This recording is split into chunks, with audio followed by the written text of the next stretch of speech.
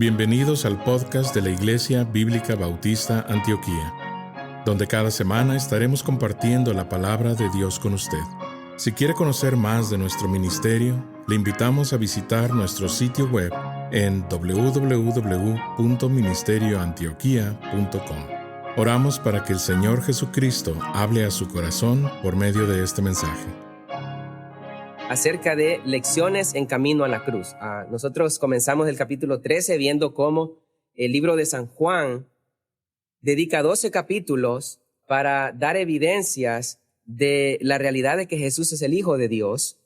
Y en esos 12 capítulos está tratando con personas que más que todo no le creen, los judíos incrédulos. Pero en el capítulo 13 creo que es notable el giro que da el libro, porque empieza Jesús a tratar de una manera más íntima con sus discípulos.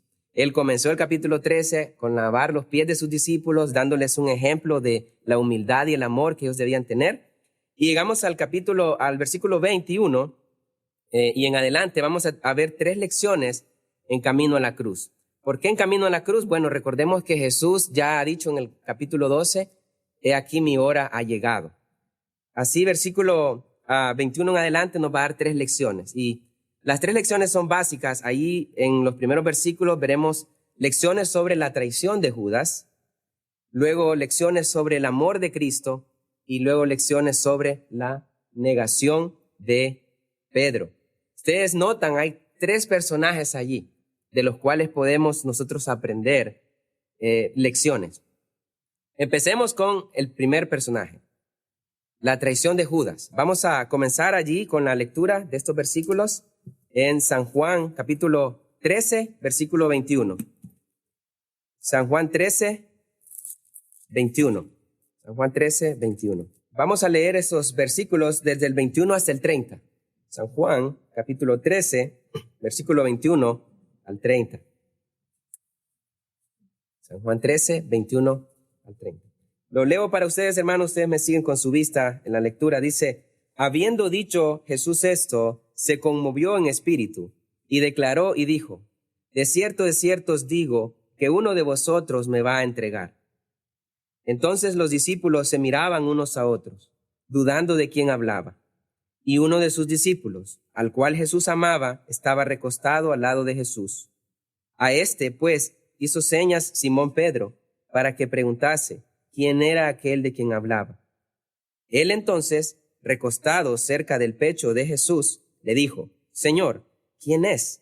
Respondió Jesús, a quien yo diere el pan mojado, aquel es. Y mojando el pan lo dio a Judas Iscariote, hijo de Simón. Y después del bocado, Satanás entró en él. Entonces Jesús le dijo, lo que vas a hacer, hazlo más pronto. Pero ninguno de los que estaban a la mesa entendió por qué le dijo esto. Porque algunos pensaban, puesto que Judas tenía la bolsa, que Jesús le decía, compra lo que necesitamos para la fiesta, o que diese algo a los pobres. Cuando él, pues, hubo tomado el bocado, luego salió y era ya de noche. Notamos ahí un episodio trágico en la historia de Jesús, y es la traición de uno de sus discípulos, de Judas Iscariote, un hombre de mucha confianza del Señor, un hombre que tenía la bolsa de los discípulos. Él manejaba las finanzas de los discípulos. Y en este pasaje, mis hermanos, el Señor nos está mostrando que, primeramente, que Jesús es el Hijo de Dios, ya que aquí se cumplió la Escritura acerca de la traición por un amigo cercano a Cristo. En el versículo 18, ustedes pueden notar ahí en San Juan 13, si ustedes lo buscan conmigo, San Juan 13, 18, Jesús dice este cumplimiento de la Escritura. Dice así, no hablo de todos vosotros, yo sé a quienes he elegido, mas para que se cumpla la Escritura, el que come pan conmigo levantó contra mí su calcañar. El propósito primordial de Juan acá en este pasaje es mostrar Jesucristo es el Hijo de Dios, porque Él está cumpliendo una profecía del Antiguo Testamento. ¿Cuál es esa profecía? La que es dada en Salmos 41:9, que dice lo mismo que está en el versículo 18. El que come pan conmigo levantó contra mí su calcañar. Y podemos buscar ese versículo si ustedes gustan, sin perder San Juan 13, vayan conmigo a Salmo 41, versículo 9. Salmo 41 y versículo 9. Salmo 41 y versículo 9.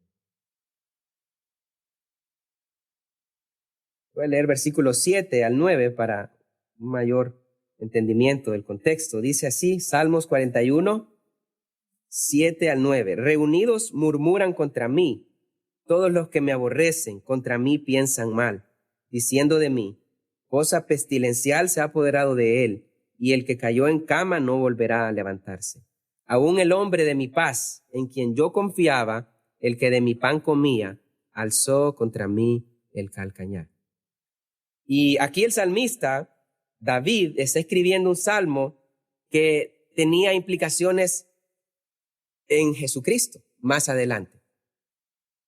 Está hablando de un hombre justo que está en cama padeciendo enfermedad y él está pidiendo a Dios que le sane, y en ese contexto vienen algunos de sus amigos y le están acusando y le están siendo enemigos en ese momento. Lo mismo que pasa con Jesús, un hombre justo que no había pecado, y Judas sin ninguna razón lo traicionó. Judas levantó su calcañar contra Jesús. Así entonces Jesús, volviendo a San Juan 13, mis hermanos, está cumpliendo una profecía. Y entonces Juan está argumentando acá, mira, Jesús es el Hijo de Dios porque está cumpliendo estas profecías del Antiguo Testamento. Ahora bien, hay una lección acá práctica acerca de Judas. Y la pregunta que surge es acá, mis hermanos, ¿cómo llegó Judas a cometer este pecado? Y acá voy a abrir la participación. ¿Hay alguien que quiere opinar acá? ¿Cómo es que Judas llegó a cometer el pecado de traición a Jesús? Y sí, lo que ustedes están comentando, ¿verdad? Judas nunca hubo un cambio en su corazón. Y podemos ver eso. Judas, primeramente, mis hermanos, creo que el análisis empieza ahí en el corazón. Judas nunca reconoció sus pecados. Judas nunca reconoció ser un pecador. Él buscó a Jesús, como comentaban algunos, con ambición, con el deseo de fama, de dinero, y él esperaba ver en Jesús un libertador fuerte, un hombre que los liberara del poder de Roma, un gobernante que solamente les sirviera como un trampolín para elevarlos, ¿verdad? Al estilo de Amán en el Antiguo Testamento. Ustedes recuerdan cómo él se sentía honrado por el rey Asuero o Artajerjes, y Amán, al ver a Mardoqueo que no lo saludaba ni le hacía reverencia como si fuera Dios, ¿verdad? Se enojó con Mardoqueo. Y así era Judas. Judas solo quería, solo miraba en Jesús esa persona que lo elevara a él. Y es un problema. Judas, aparte de no reconocer sus pecados, no se arrepintió de ellos. Obviamente, alguien que no reconoce sus pecados no puede arrepentirse. Y aquí es importante algo. Creo que muchas veces cuando hablamos con personas acerca del pecado, las personas dicen, sí, yo soy pecador. Pero es del diente al labio, ¿verdad? No es un reconocimiento sincero del pecado. Y esto es peligroso, creo yo, porque la persona que entiende sus pecados no solamente reconoce, pero se arrepiente de sus pecados. Busca ese arrepentimiento genuino y busca poner su fe en Cristo, lo cual se logra primeramente conociendo al Señor Jesucristo. ¿Quién es Cristo? Judas no entendió la persona de Cristo. Él vio a Cristo como un libertador, como una persona que lo iba a libertar del poder de Roma, pero no como un libertador del corazón primero. Y cuando alguien no conoce a Cristo, cuando alguien conoce a Cristo, como muchos hoy en día están conociendo o queriendo presentar a Jesucristo como alguien que solo va a solucionar mis problemas temporales, alguien que me va a dar riqueza, que me va a quitar mi enfermedad. Y cuando ven que no pasa nada buscando a Cristo y siguen enfermos, siguen con problemas, vuelven atrás y dicen, no, Jesús no cambia a nadie. Porque no están conociéndolo, no están viendo quién es Él, que quiere salvarnos de nuestros pecados, porque ese es nuestro problema principal. Obviamente, al no conocer a Cristo como Salvador y Señor, nadie puede confiar. La persona que no conoce a Cristo no puede confiar en él. Y eso fue lo que pasó con Judas. Pero más trágico aún es que cuando alguien no conoce a Cristo, termina siendo un instrumento de Satanás en contra del Señor. Y quiero meditar un poco en ese versículo. Si ustedes notan ahí, San Juan capítulo 13 y versículo número, creo que es el 27. Note que dice, después del bocado, Satanás entró en él.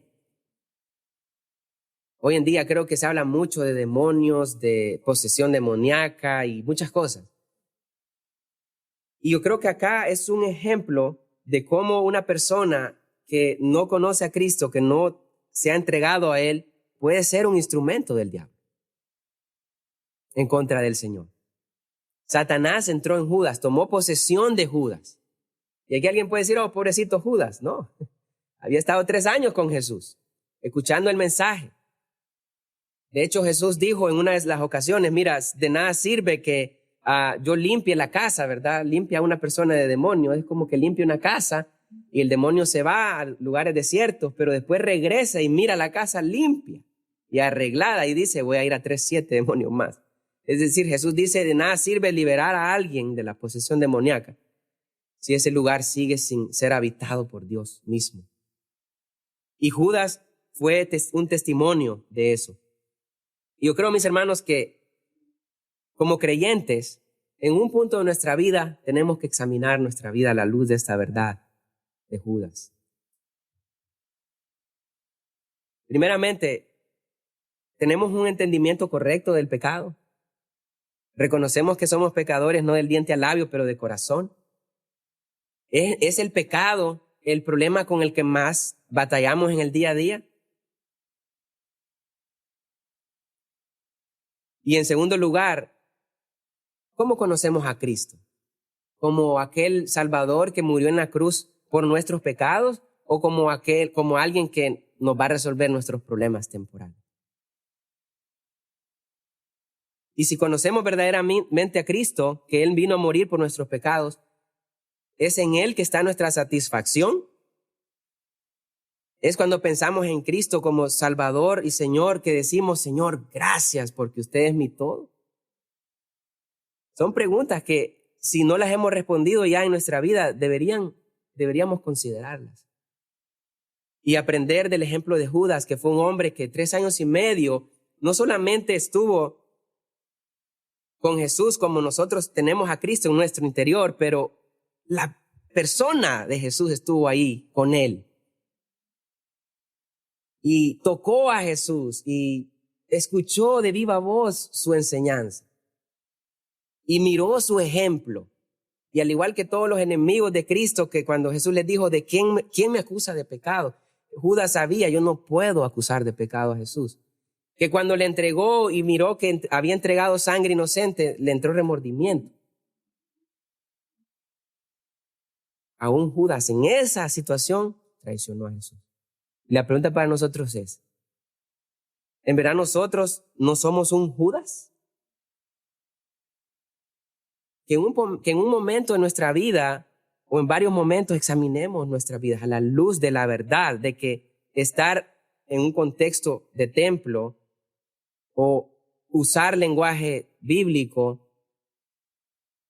no es evidencia suficiente de que somos creyentes. Pero debemos buscar una sinceridad del corazón, un correcto entendimiento del pecado y de la persona de Cristo. Continuamos, hermanos, vamos a avanzar y vemos el segundo ejemplo acá en este pasaje. Y es un ejemplo sobre el amor de Cristo, el amor de Cristo. Vamos a tener la lectura, los primeros versículos, Juan 13, 31. Juan 13, 31. Dice así la palabra. Entonces, cuando hubo salido, esto es Judas, dijo Jesús, ahora es glorificado el Hijo del Hombre, y Dios es glorificado en él. Si Dios es glorificado en él, Dios enseguida le glorificará. Hijitos, aún estaré con vosotros un poco. Me buscaréis, pero como dije a los judíos, así os digo ahora a vosotros, a donde yo voy, vosotros no podéis ir. Un mandamiento nuevo os doy, que os améis unos a otros, como yo os he amado. que también os améis unos a otros. En esto conocerán todos que sois mis discípulos, si tuviereis amor los unos con los otros. Mis hermanos, ahí en el versículo 31 y 32 dice que ahora es glorificado el Hijo del Hombre y Dios es glorificado en él. Si Dios es glorificado en él, Dios también le glorificará en sí mismo y enseguida le glorificará. ¿De qué tipo de glorificación está hablando Jesús allí? Bueno, él está diciendo ahora es glorificado. Es decir, ha llegado el momento de que el Hijo del Hombre reciba la gloria de parte de Dios. Y eso iba a ocurrir en la resurrección. Por eso él está diciendo enseguida le glorificará. De hecho, en Juan 17, un poquito más adelante, ustedes notan, Jesús le dice en el versículo 1 al Padre, Juan 17:1, estas cosas habló Jesús y levantando los ojos al cielo dijo, Padre, la hora ha llegado, glorifica a tu Hijo para que también tu Hijo te glorifique a ti. Y si ustedes notan, versículo 5, ahora pues, Padre, glorifícame tú al lado tuyo, con aquella gloria que tuve contigo antes que el mundo fuese. Jesús está diciendo allí, ha llegado la hora de que el Padre muestre la gloria del Hijo resucitándole de los muertos, mostrando que Jesucristo en verdad es quien dice ser. Y es que, hermanos, la resurrección es la evidencia más grande de que Jesús es quien dice ser. Jesucristo y en su resurrección mostró que Él tiene poder sobre la muerte, que Él es verdaderamente el Hijo de Dios. Y Él está diciendo acá, ahora es glorificado el Hijo por el Padre.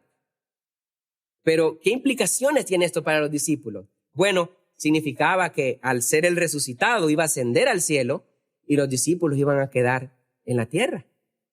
Y podemos imaginar el sufrimiento de los discípulos al separarse de Cristo. ¿Cuántos de nosotros no hemos experimentado el dolor, las dificultades de la separación con personas, con seres queridos? Bueno, creo que la mayoría de los que estamos aquí sufrimos eso. Pero la cosa es ver acá que estos discípulos iban a sufrir una separación mayor que la que cualquiera puede sufrir. Separarse de Dios mismo. Y entonces Jesús les está dando ánimo de qué es lo que tienen que hacer ellos. ¿Qué tenían que hacer? Aparte de que iba a ser dolorosa, ellos debían continuar viviendo para el Señor. Y eso es lo que está diciéndoles Jesús ahora. La manera en que deben hacer o vivir ahora en adelante es amándose unos a otros. Y ese es el versículo 33. Y noten esa palabra, me encanta ese versículo 33. De hecho, yo no encuentro otra vez que Jesús le diga así a sus discípulos. Hijitos, aún estaré con vosotros un poco. Me buscaréis, pero como dije a los judíos, así os digo a vosotros, a donde yo voy, vosotros no podéis ir. Pero ¿qué pasa? Jesús dice, pero no tienen que postrarse a quedarse llorando. No, versículo 34, un mandamiento nuevo os doy, que os améis unos a otros. Y cuando nosotros vemos ese mandamiento, recordamos la ley en Éxodo, que debemos nosotros amar a nuestro prójimo como a nosotros mismos. La pregunta es, mis hermanos, ¿qué es lo nuevo en ese mandamiento? ¿Qué es lo nuevo? Dice, un mandamiento nuevo os doy, que os améis unos a otros, pero el mandamiento es antiguo. Entonces, ¿qué es lo nuevo en ese mandamiento? ¿Alguien? Respuesta. ¿Qué es lo nuevo en el mandamiento? Mi hermano. Amén. Ese es lo nuevo. Jesús dice, mira, yo ya ejemplifiqué cómo se vive ese amor ordenado por Dios. Como yo os he amado. ¿Cómo los amó Jesús? Capítulo 13, versículo 1, si ustedes me acompañan. Antes de la fiesta de la Pascua, sabiendo Jesús que su hora había llegado para que pasase de este mundo al Padre, como había amado a los suyos que estaban en el mundo, los amó hasta el fin. Él dice, ámense como yo los he amado. ¿Cómo los he amado? Hasta el fin. Hasta lo último, hasta dar mi cuerpo. Ya Jesús no pudo dar nada más. Recuerdo cuando Jesús confrontó al joven rico, ustedes recuerdan, Le dice, una cosa te falta a ti. Dices que cumples los mandamientos, no los cumples, pero te falta una cosa. Vende todo lo que tiene y dalo a los pobres. Y uno en ese momento leyendo ese pasaje y viendo adelante lo que Jesús iba a hacer, que no solamente dejó sus bienes en los cielos junto al Señor, pero dio su cuerpo mismo, no pudiendo dar más nada. Ese es el amor que Cristo quiere que tengamos uno por otro. Y yo creo que uno cuando ve ese mandato y mira su propia vida, es un mandato que en nuestras fuerzas es imposible. Noten, hermanos, es un amor grande. Juan 15:13, más adelante. Juan 15:13. Nadie tiene mayor amor que este, que uno ponga su vida por sus amigos. En nuestro país hay un himno dedicado a las madres cada año. Y cuando yo leí este versículo por primera vez, yo pensaba, mira, dice ese himno, no hay amor más grande que el de una madre. Pero este versículo dice que nadie tiene mayor amor que este, que uno dé su vida por sus amigos. Y no voy a demeritar el amor de una madre, que es grandísimo, pero nadie tiene más amor que este. Nadie tiene más amor que Cristo. Dar su vida por sus amigos. Y ese mandato Él nos lo ha dejado a nosotros. Y mis hermanos, no está hablando de un sentimiento. No está hablando de, ay, yo siento tanto bonito por mi hermano, ¿verdad? Qué bueno, gracias a Dios sí es eso. El Espíritu pone ese sentido. Pero ¿qué pasa cuando ese hermanito es rebelde? Y traiciona, así como Judas. ¿Qué hizo Jesús con Judas? Le lavó los pies. Ese es el amor que quiere Cristo que mostremos. Y Él sabía desde el principio. Entonces, notemos que es un amor hasta el fin, un amor grande, un amor perfecto como el de Dios. Romanos 5:8, más Dios muestra su amor para con nosotros, en que siendo aún pecadores, Cristo murió por nosotros. Vemos entonces que Dios está dándonos ese mandato, Cristo nos está dando ese mandato. Ahora, en el pasaje encontramos con qué propósito nos está dando ese mandato. Juan 13 de nuevo y versículo número 35. ¿Cuál es el propósito de que nos amemos unos a otros? Evidente en el versículo es que dice, en esto conocerán todos que sois mis discípulos, si tuviereis amor los unos con los otros. Jesús le está diciendo, mira, ustedes, yo me voy a ir, ustedes quedan acá, ámense unos a otros, porque solamente de esa manera la gente va a conocer que ustedes son discípulos míos. Que yo en verdad transformo a las personas. Es la única manera. Mis hermanos, uno puede predicar y hacer todas las cosas, pero mientras la gente no mira una vida de amor por otros, dicen, tú eres el mismo, tú eres un hipócrita. No me digas nada de amor si tú no amas a nadie. Y Él está diciendo, es la única manera en que la gente va a conocer. Y dice, todos conocerán que son mis discípulos, si tuvieres amor unos por otros. Ese es el propósito. Pero ¿qué otro propósito? No solamente que todos conozcan, pero que el mundo crea en Jesús. Juan 17:20, vayamos un ratito por allí. Juan 17:20. El propósito de amarnos unos a otros es que el mundo crea en Jesús. Juan 17:20, noten, dice, mas no ruego solamente por esto, sino también por los que han de creer en mí, por la palabra de ellos, para que todos sean uno, como tú, oh Padre, en mí y yo en ti, que también ellos sean uno en nosotros, para que el mundo crea que tú me enviaste.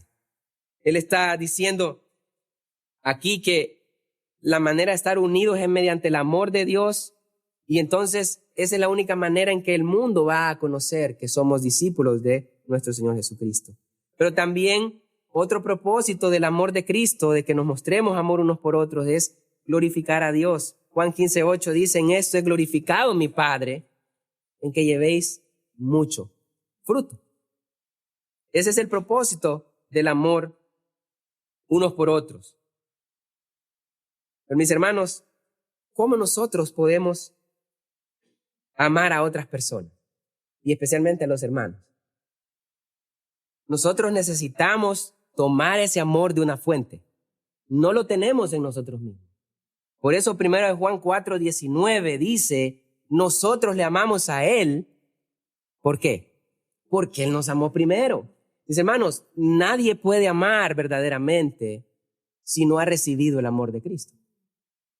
Y esa es la lección acá. Jesús dice, como yo os he amado. Miren, reciban primero mi amor.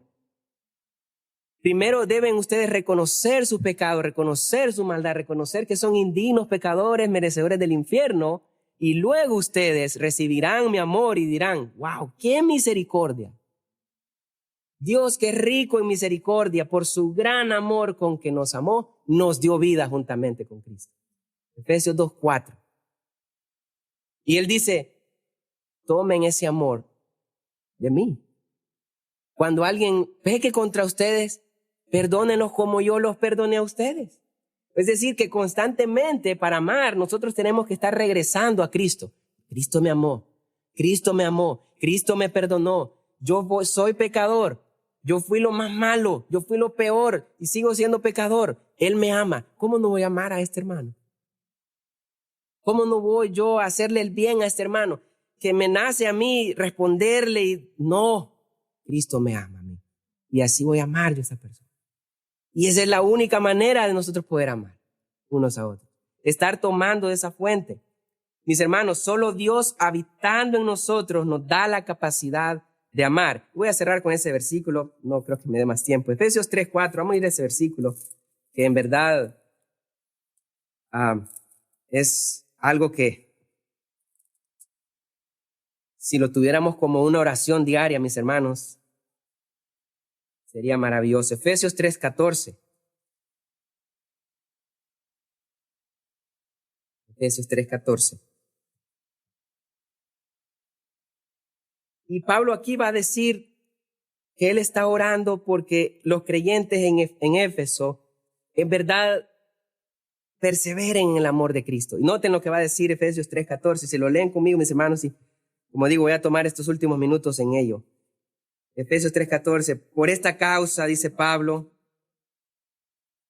dice, doblo mis rodillas ante el Padre de nuestro Señor Jesucristo, de quien toma nombre toda familia en los cielos y en la tierra, para que os dé, conforme a las riquezas de su gloria, el ser fortalecidos con poder en el hombre interior, por su Espíritu.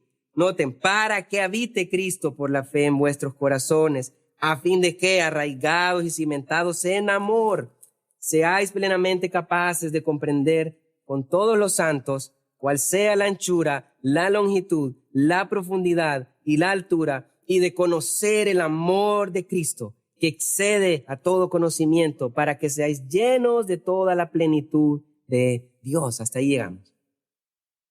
Ve lo que dice el versículo. Yo oro al Padre para que les dé poder en el Espíritu, para que se arraiguen. Habla como el ejemplo de un árbol que está arraigado, para que se cimenten. Habla como un edificio bien cimentado, no como los que estaban en Turquía, ¿verdad? Que no estaban tan bien. Pero un edificio bien cimentado, ¿en qué? En el amor de Cristo. Mis hermanos, a veces pensamos que la vida cristiana se trata de acumular conocimientos, de memorizarse la Biblia y libros completos. Y está bien, está bien, está bien. Son medios para el fin de estar arraigado en el amor de Cristo. Y dice, y que en ustedes habite la plenitud de Dios. Por eso creo que esa lección en San Juan acerca del amor de Cristo, amarnos unos a otros, mis hermanos, es algo que no se termina en esta enseñanza. De hecho, Jesús va a dedicar más acerca de eso más adelante. Pero es algo que nosotros constantemente debemos perseguir. El amor de Cristo. Tomar esa fuente de amor. ¿Por qué hacemos lo que hacemos? ¿Cuál es el propósito de lo que hacemos? Hablamos de Judas, ¿verdad? Cómo buscar al Señor con motivos equivocados. Que para nosotros el buscar a Cristo y el amar a otros sea tomado de la fuente del amor de Cristo. Para que nosotros podamos ser, dice, llenos de la plenitud. El predicador ha terminado su mensaje y ahora solo queda hacerle las siguientes preguntas. Estimado amigo o amiga, ¿quisiera tener la seguridad que al morir irá al cielo? ¿Está su confianza de salvación en el Señor Jesucristo? La preciosa esperanza de la vida eterna y todos los medios de la gracia de Dios para vivir una vida santa solamente se encuentran en el Señor Jesús. La palabra de Dios nos enseña, en Juan capítulo 3, versículo 16, que el amor de Dios por nosotros es tan grande que Jesús, el Hijo de Dios, murió en la cruz del Calvario para salvarnos de la condenación justa por nuestros pecados, y también resucitó de entre los muertos al tercer día. Nosotros debemos arrepentirnos de nuestros pecados y confiar en Jesús para salvarnos de la condenación justa por ellos. La Biblia dice en Efesios capítulo 2, versículo 8, que es por medio de la fe en Cristo que podemos ser salvos. Le motivamos a que se acerque a Dios con humildad, arrepentido de sus pecados y confiando en la palabra de Dios, que Jesucristo pagó la deuda por sus pecados para que usted y todo aquel que crea en Él reciba vida eterna y nueva vida aquí en la tierra para la gloria de Dios y bendición de su alma. Estimado oyente, quisiera aclarar que ninguna oración le salva a nadie. Solamente nuestra fe puesta en Jesús y su sangre derramada en la cruz. Con esto dicho, la Biblia nos enseña en Romanos capítulo 10, versículos 9 al 10, que si confesares con tu boca que Jesús es el Señor, y creyeres en tu corazón que Dios le levantó de los muertos, serás salvo. Porque con el corazón se cree para justicia, pero con la boca se confiesa para salvación. Si desea este día recibir a Jesús como su Señor y Salvador, le invito a orar la siguiente oración conmigo. Señor Jesús, confieso que soy pecador y que he pecado en contra de Dios. Hoy vengo ante ti para pedirte perdón. Creo que eres el Hijo de Dios, que moriste en la cruz del Calvario en mi lugar. Fuiste sepultado y resucitaste al tercer día de entre los muertos. Este día me arrepiento de mis pecados y dejo mi vida pecaminosa para seguirte a ti. Creo que eres Rey y Señor de todo lo que existe. Hoy te invito a entrar a mi corazón y a mi vida. Te pido que seas mi Señor y Salvador. En el nombre de Jesús. Amén. Gracias por sintonizarnos.